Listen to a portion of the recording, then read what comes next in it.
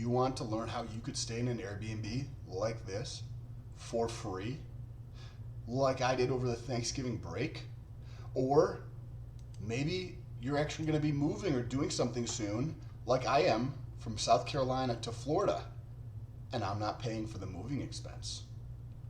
All with one simple strategy that anybody can use called credit card hacking. When I first learned about credit card hacking, I thought it was illegal, in all honesty. I was like, how could hacking somebody's credit card be something legal or a strategy that I would want to implement? And I'm going to explain in the simplest terms what credit card hacking is, how I was able to stay in this Airbnb for free, what you can do to calculate to see if it makes sense for you to even do this, and then we're going to take a look at the impact on one's credit, or the potential impact on one's credit, by going through each individual factor and how it might affect one's credit. So, with that being said, if this is your first time here, what's good? My name is Sam, and for those of you who are returning, it's good to freaking see you. Now, this is the Airbnb that I stayed at over Thanksgiving break for free in Rochester, New York. You can see it's a beautiful Airbnb with multiple rooms, bedrooms, and I didn't need it. It was just myself and my girlfriend. And in March of this coming year, 2021, I will be moving from South Carolina to Florida, hashtag no taxes, and I will not be paying for the moving costs. So what is credit card hacking, right? That's what it is. Well, I'm going to take the time and explain exactly what it is, and then we're going to dive into how you can calculate this using the strategy I did, and then if it makes sense to you to do it, you can just use the same thing I did. And then we're going to take a look at the 6 factors that go into the credit history, or your overall credit, and then we're going to take a look at each individual factor to see how this could impact that, and talk a little bit more about that, because there's a lot of like misconceptions or myths, or just people don't know what they're talking about when it comes to credit. So let's start with credit card hacking. What is credit card hacking? Well, it is not illegal, but effectively, and even so, I just put in what is credit card hacking in Google, and you can see that there's no stock answer that comes up. There's this article from the New York Times that comes up, and it says, well, what happens if it goes wrong? I read through the vast majority of it, and then you could just tell that they were very biased in one direction as they were writing this article. But effectively, it's things like this, right? This is our top pick. So this is just over at NerdWallet or something. This is Chase Freedom Flex. This is a $200 bonus when you spend $500 in your first 3 months. So you open up a credit card, you spend $500 and you get $200 for free, right? Pretty simple. It's like getting a 40% discount on your $500. You can think about it, right? Because when you sign up for a credit card, say for example, there might be one here for $1,000. Okay, here, this is for 500. This is for 500. There's some of them. Here we go. Here's 1,000. This one's for Bank of America. This is Bank of America Cash Rewards, right? And you can have as many credit cards as you want. And you sign up for one, you get the bonus. You can stop using that one and then do another one. And as you can see right here, none of these have annual fees.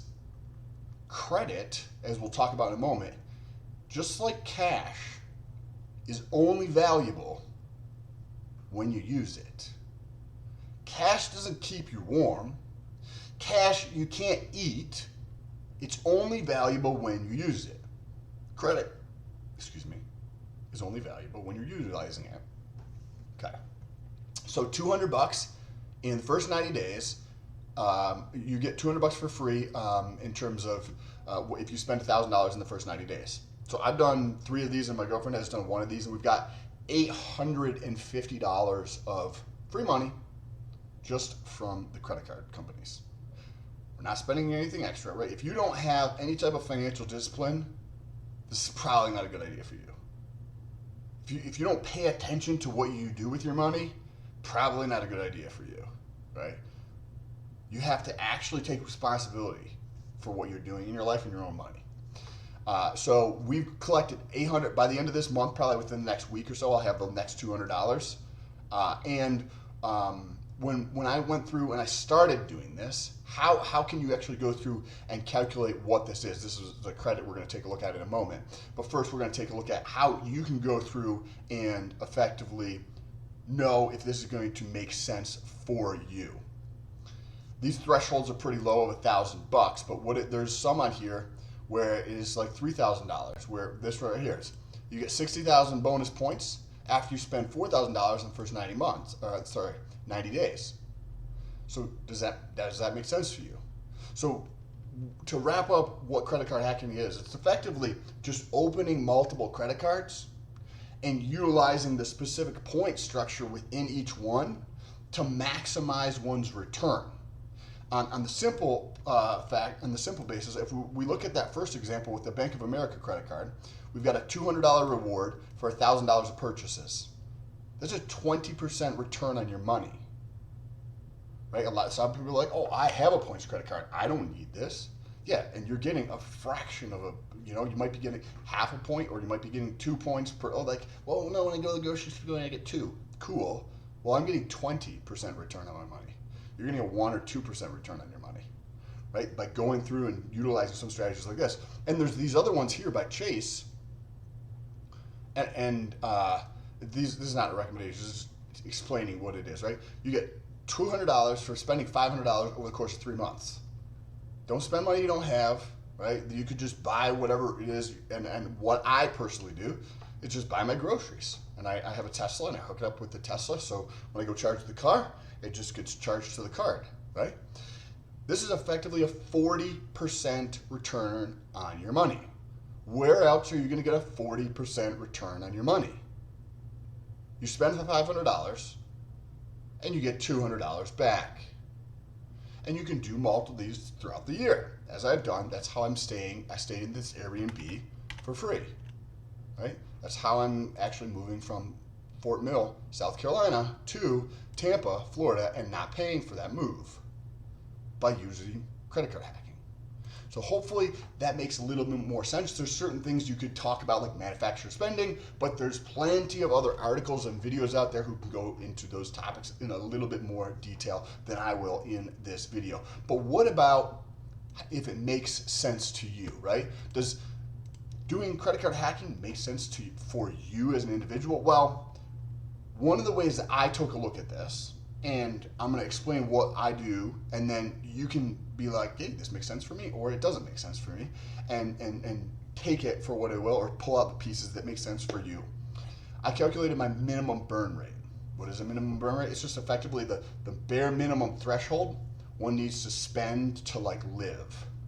Nothing extra, right? So for me, it's around $2,500 a month.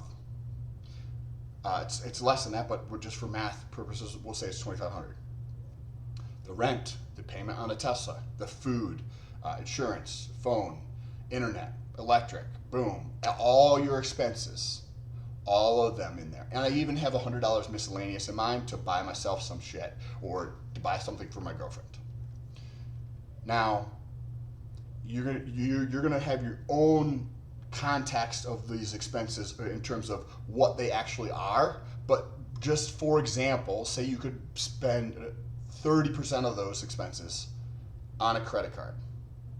So in my case, $2,500. If I can put 30% of those $2,500 onto a credit card, then I know how, without any extra fees, right? Like if you pay your rent with the credit card, you're gonna have to pay a 3% fee or a 2.5% fee or something thereabouts.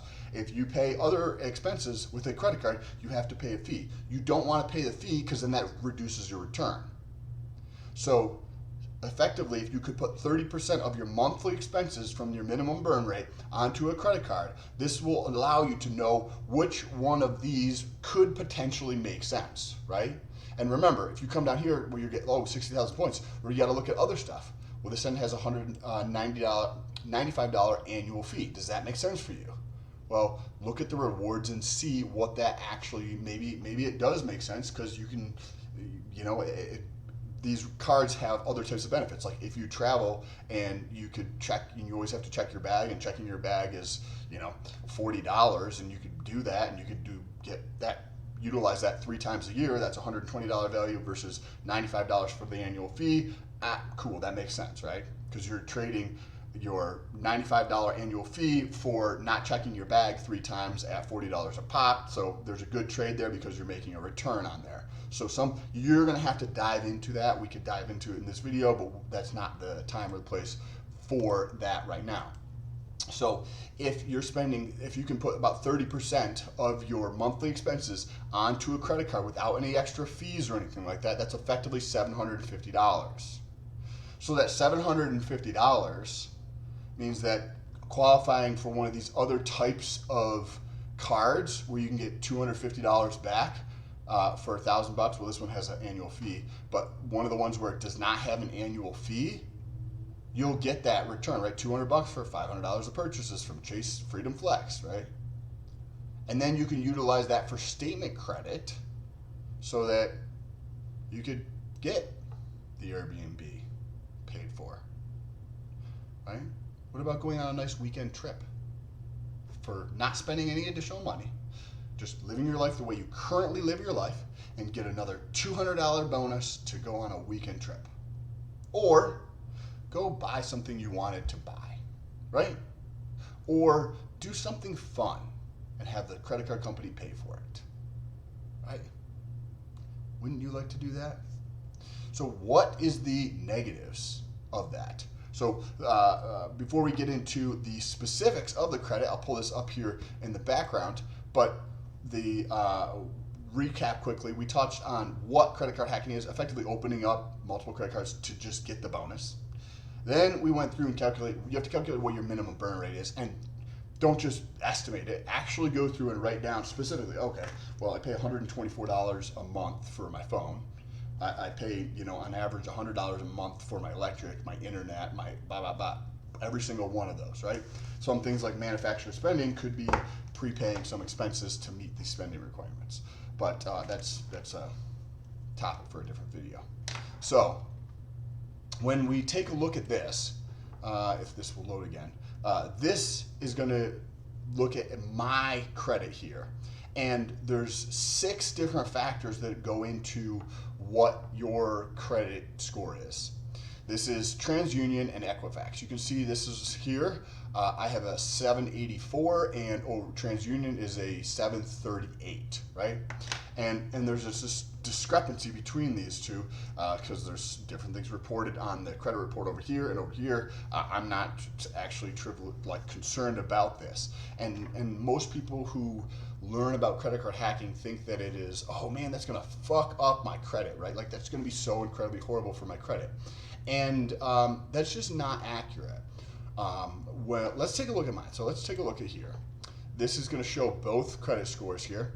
So this is over, we're at December 20th, right, holidays season, but this is over the last 3 months here. You can see, as I've done this over the last 3 months, opened 3 new credit cards to get the bonuses, my credit scores stay the same. Virtually, it actually went up when I started. The Equifax one here, I don't know if it'll change over, but, or the TransUnion one dropped, and then it came up, and then it dropped again, right? So there's a difference in the score, but either one of them is not terribly bad. But when you do this, the thing about personal finance, right, because this would be considered personal finance, credit card hacking falls into that personal finance category. There's a reason that it's called personal. You have to understand what is going on in your fucking life. So if you were to want or need want a new car, and you're going to get a loan for it within the next, say, 6 months, this is probably not an intelligent strategy. If you're going to be buying or refinancing a house, condo, apartment, etc., in the next 6 to 10, 12 months, probably not a good idea. Most people watching this are not going to be doing the house thing. They might be doing that with a car, although I think there's more intelligent strategies to get a car than putting it on finance, but I don't judge anybody. That's what I actually do for my car. So but it's a business expense. So you have to understand what you're doing, right? And credit is only good if you're going to utilize, as I mentioned. So if you're going to be opening up a loan for a car, or getting a mortgage refinanced, or opening up a new mortgage, and relatively in the next 3 to 12 months, don't do this at this moment, right? If you're like, okay, well, my personal finance, I understand that I don't have any intention of buying a house in 2021. You're like, so this could make sense for me. My car is working perfect, right? I don't have any issues with my car. Cool, then makes sense, right? And this is not advice. I'm just telling you some things you may want to consider, right? If you think this is advice, then maybe you should start in a different spot. There's plenty of personal finance books out there for dummies. So if you take a look at the 6 different factors that go into one's credit score, you have these top 3. We have payment history, credit card use, derogatory marks, and you see right below that this is the high impact on all these. And then down below this, we have the age, total accounts, and hard inquiries. So let's take a look at which ones of these are impacted if you open up a new credit card, right? Because there's a lot of ambiguity or opaqueness in people's minds when it comes to anything related to credit for most people. So let's take a look at the first one, payment history. Well, again, if you take responsibility for your finances, this is not going to be impacted. You just pay your bill. You don't buy anything you don't need. How I personally do mine, say I go grocery shopping generally on Fridays or Saturdays. So on Monday or Tuesday of the following week, after the payment has been processed, I just get into my account and pay it. Boom, it's done. It's sitting there for a couple days, and then I just go through and pay it. It doesn't sit there for more than like a week at most, and that's it. So your payment history is not going to be impacted at all. Your credit card use. So how is this going to be affected? Your utilization, right? Well, effectively, it depends on how often or when TransUnion, Equifax, or the other one pulls or gets data, right? Most people who are watching at this point are probably not carrying a credit card balance, or hopefully you're not, or you're there's a very, very, very, very, very good reason to carry a credit card balance, but the utilization rate will drop. You're like, how would that happen? Well, if you think about, say for example, you have a $7,000 between 2 credit cards. That's the limit. That's how much you have for each one. $3,500 for this card, $3,500 for this one, and you have $3,500 on the total in terms of balances, right? You've got $3,000 on one and $500 on the other, but the total is $3,500. So your utilization rate is 50%. So what ends up happening is if somebody has a new credit card that is added to their credit, and it brings, say, from $7,000, now you're up at $10,000, the utilization rate, meaning how much of the limit are you using? You were using 50%, now you just got a new card, and you're not buying shit you don't need, and you're taking financial responsibility for your life, your utilization rate drops. That's a good thing. So we just said that opening up a new credit card can actually have a positive impact on your credit score. That is correct, because most people don't understand what goes into their credit.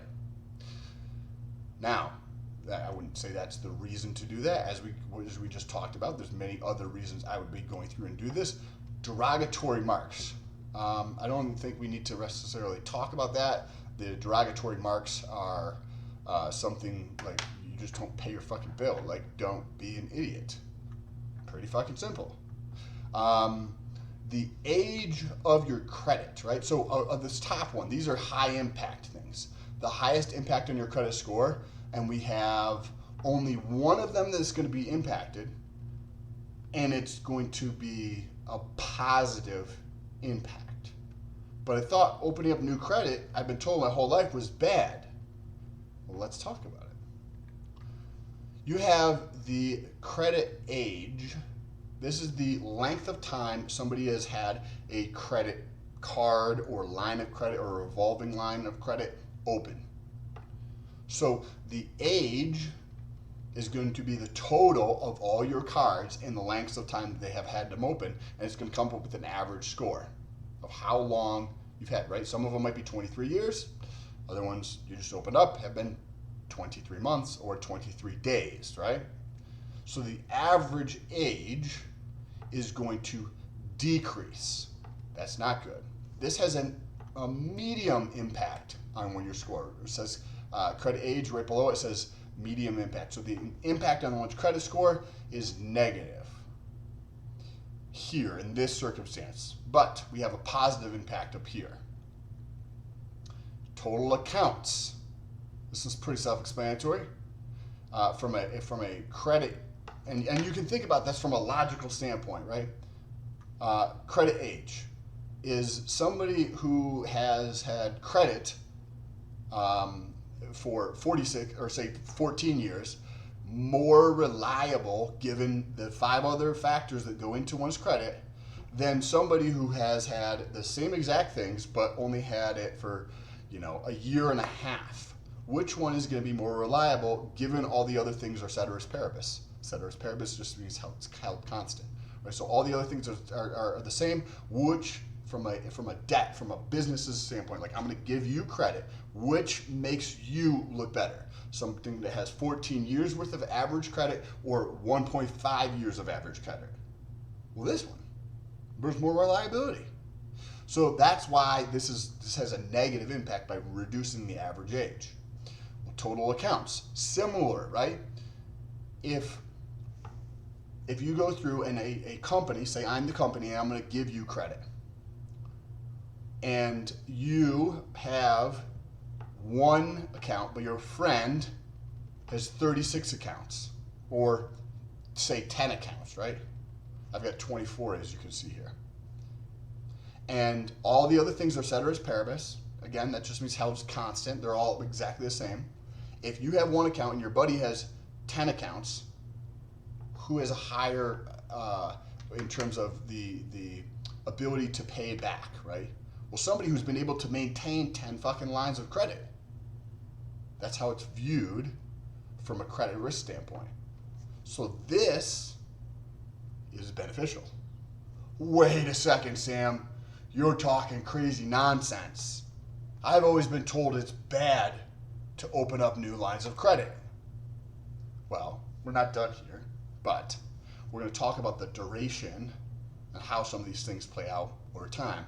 Currently, we have the credit card utilization rate will actually come down, which is a good thing, right? That's where you've got $3,500 of credit utilized. You have a $7,000 available credit, and you get that up to $10,000 by opening up a new credit card with a $3,000 available balance. Your utilization rate drops, which is good because then if you are at a 95% utilization rate, meaning say you're using $7,000 of your $7,500 that you have available, that means that if an adverse event happens in your life that requires you to spend money on a credit card, you have a higher probability of defaulting than me, who say uses $1,000 of my total available of $7,500.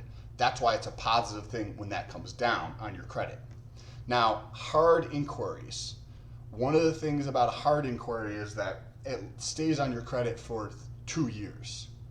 So this has a negative impact on your credit. And to give some intuition behind why that has a negative impact, if I'm giving you credit, and we're saying ceteris paribus here, and on the one hand, you had, say, 0 inquiries into getting credit, all the other stuff is the same, or on this hand, you had 7 inquiries for credit.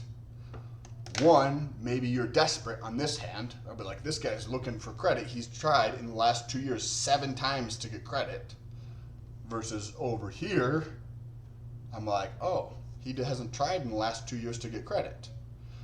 There's a risk there that can be priced in. That's what companies do. So the more inquiries one has in the most recent time period, the last 2 years, that's a negative impact. So to summarize what we just went over here, we have 6 factors. We have 2 where there's a positive benefit, meaning it increases credit score. 2 where it decreases the credit score. So you can't really necessarily say what is going to happen. And if we take a look at my credit score over the last 3 months with 3 new credit cards, we can see that there's not much of an impact. With that being said, that we know that 2 of these are going to change over time. The average age is going to continually increase as I just have those credit cards, right? And so on the average age, on a complete tangent, if you have a credit card that's been open for 12 years and you're like, I'll just close this when I never fucking use it. What is that going to do? That's going to lower your average age of available credit, right? Because you're taking the credit card you've had for the longest time and you're just closing that out. That's going to adversely affect the average age of your credit lines.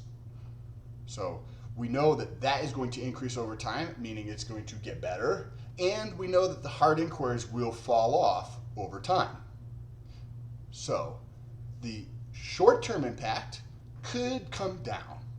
But if there's a balance on there, the utilization rate comes down, which could offset the impact from the hard inquiry and the average age that are adversely happening.